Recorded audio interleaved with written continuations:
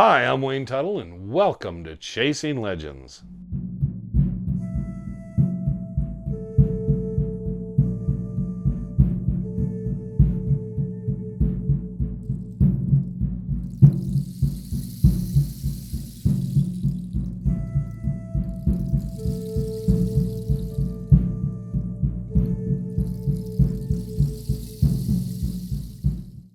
Welcome back to Chasing Legends. I'm Wayne Tuttle, your host once again. Please hit subscribe, the notification bell, leave a comment. We answer comments. And go to our website, www.legendssuperstitionmountains.com. You can catch all kinds of information, links, and other things there. Important, coming up here in just a few days. End of the week, Dutch Hunter Rendezvous, 25th, 26th, 27th. Everyone's welcome. Plenty of space to camp out. Come out Saturday night just for the amphitheater, for the guest speakers. It'll probably be about dusk, sundown. We'll have some couple short hikes and some other things going on, so everybody's welcome. Have toilet facilities. There is no running water. There is no electricity. Please, please. Once it gets later and everybody starts settling down for the night, while we can be a little unruly around the campfires and talking, please kind of keep the generators and everything turned off later in the evening so everybody can sleep. It's nothing worse than the tent guys or the guys just laying out in the back of their trucks trying to sleep all night and people got generators going off. So please be considerate. That being said and done, let's get back to the spooky Halloween stuff.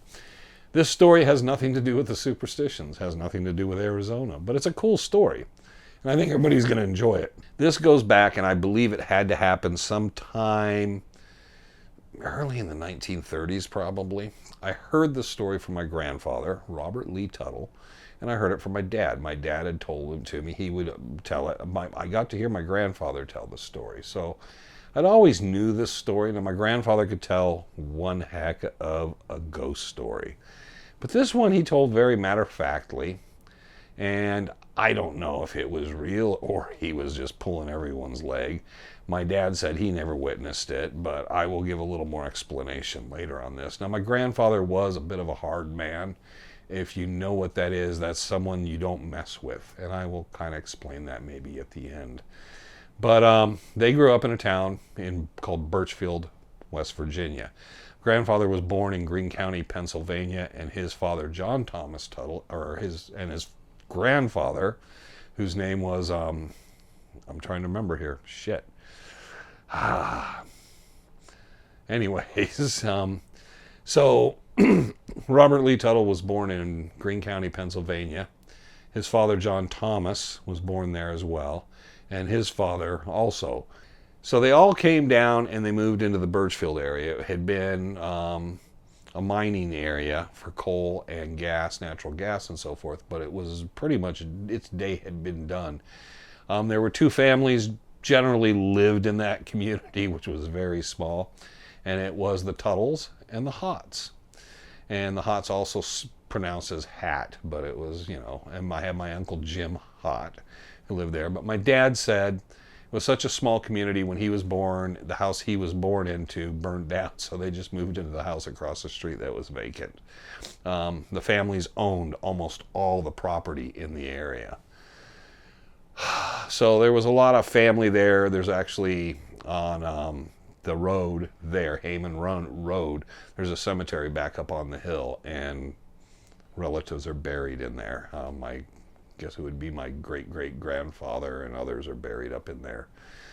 My dad said he grew up in, it was that real small, tight-knit kind of, said we didn't know we were poor. We were so poor and so out of contact with everybody, we didn't know we're poor.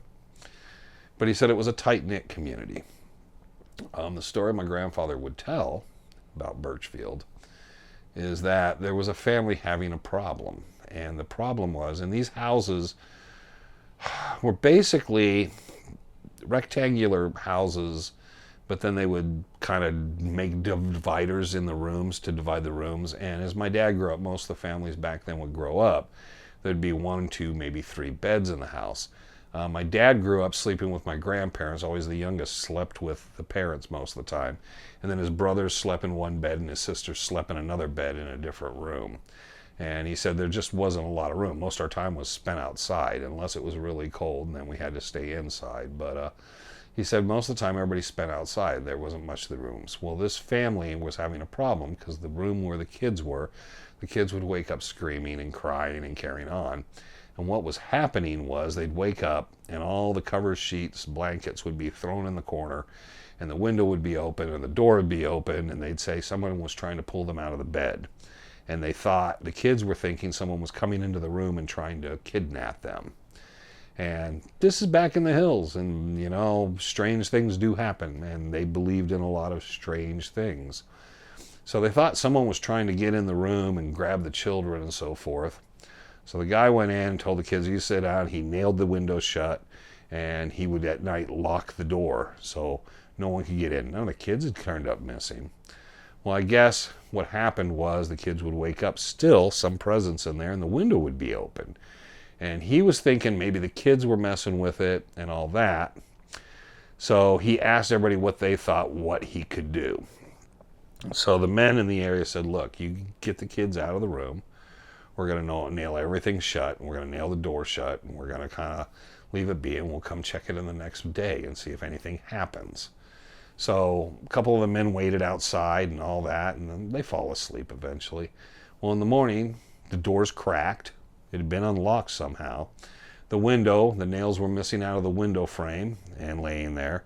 The window was open, and all the bedding was, and drawers on one of the dressers was open. So they thought, this is strange and unusual. So my grandfather was a man of no nonsense, so he said, I will take care of this. So he went down to there. He said, give me a hammer and nails, and he took a couple of liquor bottles in with him, empty liquor bottles. He nailed the window shut, the door shut from inside. He put the bottles on the window seal and on by the door. He put a chair under the doorknob, and then he went to sleep. He said he wasn't that deep of a sleeper. He said he woke up, didn't know what time it was, but it was just before dawn, and the window was open. The door was cracked open. All the stuff was piled in there. He didn't feel anyone pulling them out, but some of the drawers were pulled. And my grandfather said, I didn't know what to make of it. He said he was sure nobody got in. He kept thinking in the back of his head it had to be a prank, but he couldn't prove. There was no way he could prove it. He said someone had to get in and figure out how to do all this. He said, I had those bottles set, and the bottles were all set on the ground upright. They hadn't been knocked over. They were set down. And he could not explain any of it. So what they did is they went to the local minister, preacher, and had him come down, and he went through the house and did the Bible verses and did this and that, and nothing helped. They still kept having the problems with the kids. So they went and got outside of town a priest, and he came down, and they told him the story and said, something's happening with this room. Would you do something? And I guess he did the same thing with holy water and stuff and through the room and the house and did all that. And the same problems continued to repeat. And it kept accelerating to where everything, the more drawers would be pulled out and on the floor. It didn't seem to be getting more violent, but more things kept happening just in that room. So finally, they went down to talk to this old lady, my dad said lived down in the hollow. And they went down to talk to her. And she was a person you went to see if someone was very ill, someone had a cough that wouldn't stop, they were having fevers, she would give you basically homeopathic medicines. And he said you would call her like kind of the witch. But he said she was an old lady, she lived by herself. And you go down there and pay her, and she would come up and do it. She worked as a midwife. She did all sorts of things around there. And he said, I don't think I ever saw her in church or anything, but everybody respected her a great deal. We didn't call her a witch, but he said everybody respected her a great deal. She was part of the community, and she served purposes of like healing people and coming up with things and bringing things to people. He said they finally decided the way they'd fix this problem was to go down and see her. They talked to her. She listened to him. She went back, and she got there. And my grandfather said she walked up. She knocked on the wood a few times in places. She walked in the house. She walked around. She would like do things in the air. And she moved herself around, got in the room, stood there, sat down on the bed, looked around, and they watched her. And then she walked outside. She stopped. She turned around, and looked at the house, and they all said, well, what do we do? What is the problem? Can you fix this? And she said, burn it.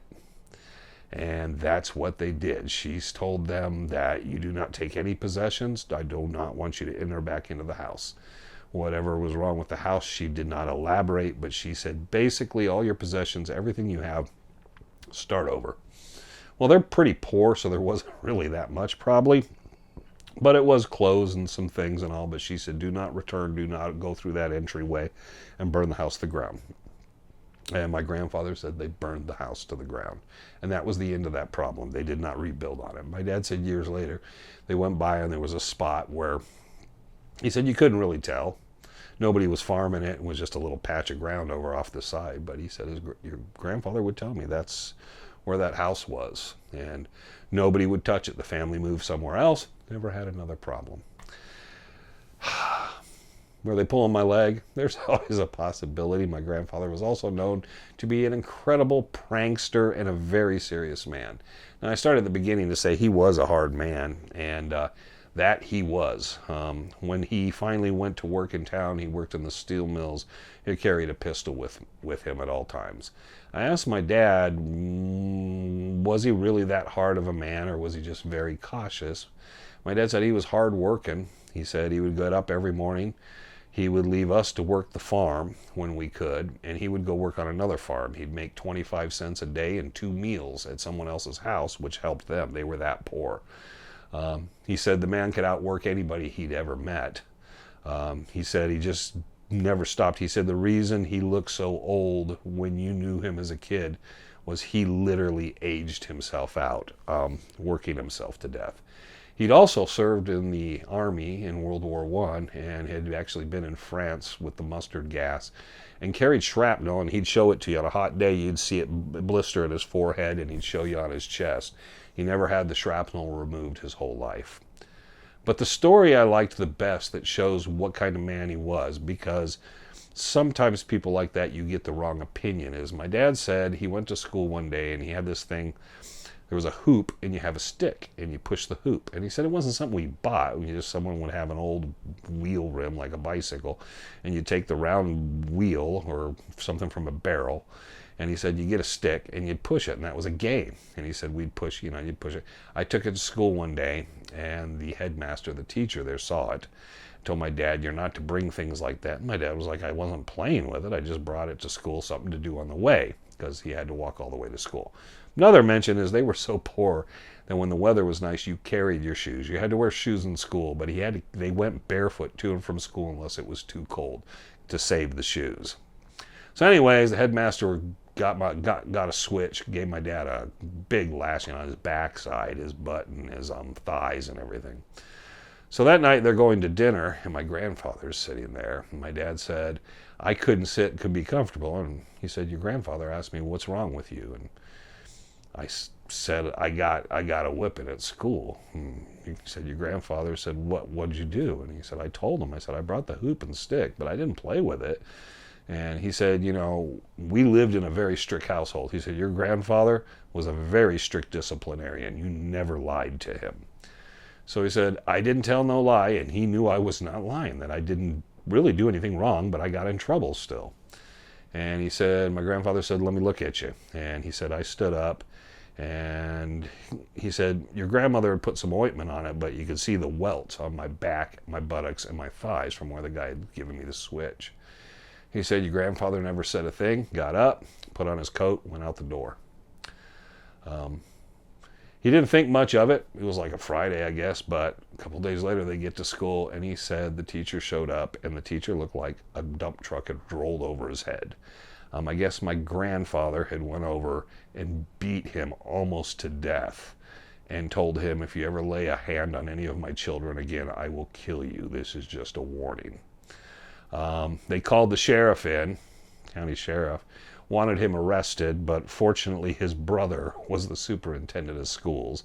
He came to intervene and basically told them what I was told was that if you go get Robert, but if you go down to get Robbie and you try to take him in, you're going to be pulling some bodies out, because he was right, and that man is not going to be tried unjustly.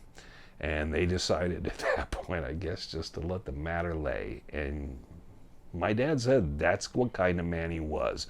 He was fair, he was honest. He said he did have a sense of humor. But if someone messed with something, his family or someone like that, he had no tolerance for it. And my dad said he never brought it up again. He said he never came home, never mentioned it. He said he was so surprised, and he realized what happened when he saw the teacher like Monday in school. He realized, oh my gosh, that's my dad did that. And he said the man was not an emotional man, but that's how he was. That always makes me wonder about the story, because he was also known as a prankster. He also had a heck of a sense of humor, and I got to see some of it before he passed away. But it makes you pause for thought, because it sounds like a heck of a story, and he layered it, and if he was here to tell it, you would all be sitting here like looking over your shoulder, because he was good at that. And that always throws me again too, is knowing how great of a storyteller he was. Did that just make it that much better? I don't know. So there is that vacant spot in Burchfield. I think it's near Heyman Run, and you can look all that up and stuff. But the house is still there. My dad's house, the house he grew up in, is still actually physically there. And if you go to the house a little down Heyman Run there, you'll go back behind there and you'll find the cemetery. Be careful walking through there, because they buried them. The ground was so hard that you can step through into the coffins. So you got to tread lightly and not walk over the graves there. But there's the ghost story. There's a good one. So don't know what it was. Was it a demon? Was it a spirit? Was it a ghost? Who was this woman? And my dad never told me the woman's name or her last name or anything, so I don't know. But that's what I got. And I asked one of my uncles once about it, and he told me, yeah, that's what I always heard. So hill people in the country, the hillbillies, that was kind of what it was. So hope you enjoyed that story. I wish I could make it spookier. Maybe I could if there was a campfire. Maybe next year that's what we need, to do these with the campfire or a pumpkin behind me or something, and laughter or whispers behind me. I don't know. But anyways, I'm not that kind of guy. Okay. So anyways, hope you enjoyed that. Hope you enjoy the other Chasing Legends and the lives on Fridays. Look forward to seeing everybody who comes out for the rendezvous. We will not be having a live probably for that rendezvous, because I'd probably be buffering if I tried it out there. So we probably won't have it. We'll try to put something together. Maybe I'll put together an extra special 10 or 15 minutes for something. I don't know, but we'll be elsewhere. So everybody will miss out on that, but we'll see what we got. Maybe we will try to throw something out there. I don't know. I just think it would buffer too much. So that being said and done, please check out the website. Please check everything else out. Hit the subscribe button. I hope you enjoyed this. I hope you get a great October. We got one more to go after the rendezvous. So we'll see how that goes. Okay, so thank you very much. And until the next time, always remember, I'm Wayne Tuttle. You're not. And this was Chasing Legends.